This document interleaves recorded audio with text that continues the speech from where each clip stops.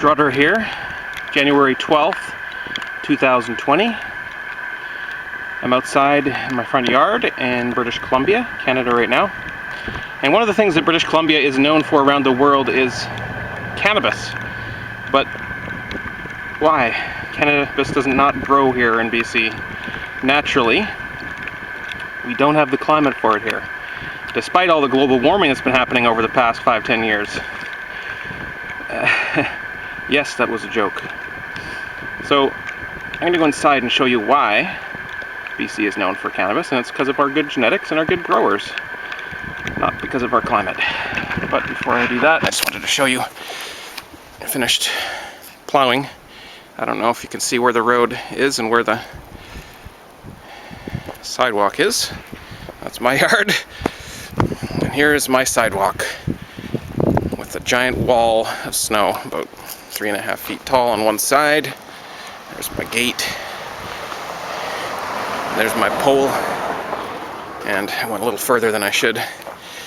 My back is done. I am not going to do anybody else's area today.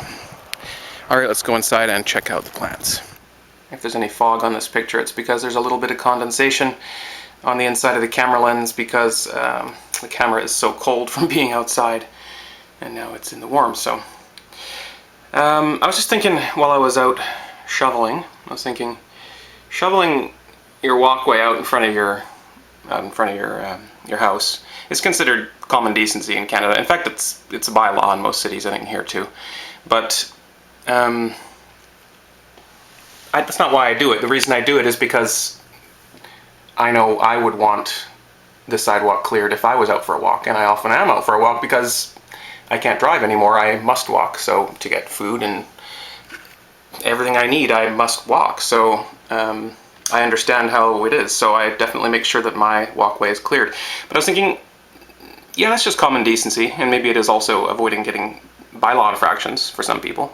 But it's kind of an act of community, isn't it? It's to keep the sidewalks clear of snow and ice throughout the winter so that people can walk around, because you can't walk down the middle of the street because that's where the cars are, and you can't walk down people's houses or whatever because that's people's property. So kind of the sidewalk is really the only path through town that is legal. You cannot walk on the road and you cannot walk in people's property. So the sidewalk kind of is the only place that is legal for people to be. It seems it's weird to think of it that way, but that is the only place where you can be unless you own property. You can be on the property, or if you're visiting a business or something. But otherwise, you can't be anywhere except for public parks, or like gathered around like fountains in town squares, or walking down sidewalks. So sidewalks really are kind of part of the town. They're a really important part of town. So an act of clearing a sidewalk for others, wouldn't, you're not paid for it or anything else, that is kind of an act of community. And I was thinking, isn't it funny,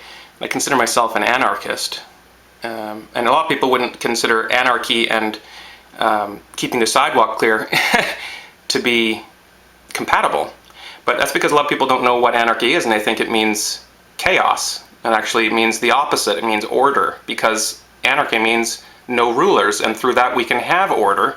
We just do it a different way than being controlled to have order. We can organize ourselves. And that's anarchy. Voluntarism, that's totally my thing. Libertarianism, I don't really care what label you want to call it. It's somewhere in there. It's liberty, it's anarchy, it's voluntarism, it's agorism, it's all those things. And that's what I believe in. But a lot of people would not really associate that with someone who clears a sidewalk and literally walks old ladies across the street. That's not that's not something that you consider to be an anarchist kind of trait, but it absolutely is. It absolutely is. So we have to get over that perception that anarchy means chaos. You have visions of fire, people's houses burning, crying, screaming, pain, suffering, all that kind of stuff. That was put into our heads. Anarchy really literally means no rulers. And that's what I believe. I believe that we should have, and will have soon, no rulers. We're decentralizing, and we're getting rid of the need for a king or a tyrant or a despot. Anyhow, you've now seen the plants. I don't need to really talk any further on that. They're doing very well in here despite the snow and the temperatures outside. That Behind there is the back wall. That's outside house there, but so far so good. And I'm going to keep an eye on these as the temperature is dropping down to -30 tonight here in BC, and then minus, I think, 45 with the wind chill the following night. That's about as cold as it really gets in this area. So it will be interesting to see how the house holds up and how the plants hold up in here. I'll do a video again soon.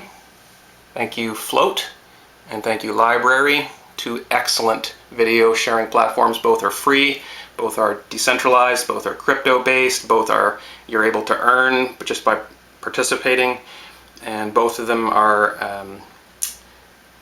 require very little to sign up, just an email address. It literally can sign up in 10 seconds. It's like the old school, how you just used to sign up for stuff just with an email address. Don't even have to confirm it, I think, in Float's case.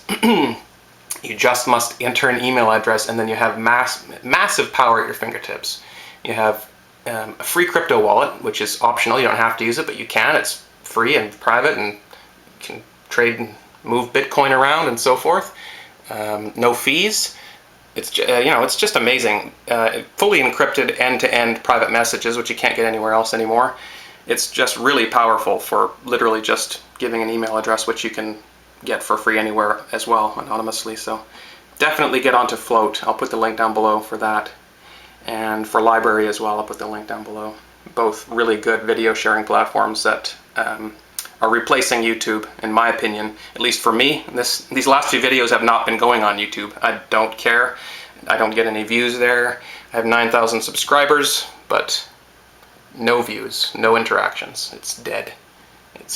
I've been shadow banned for years and years, and I was talking about it for years too, and people were saying, that's crazy, they don't do that kind of thing.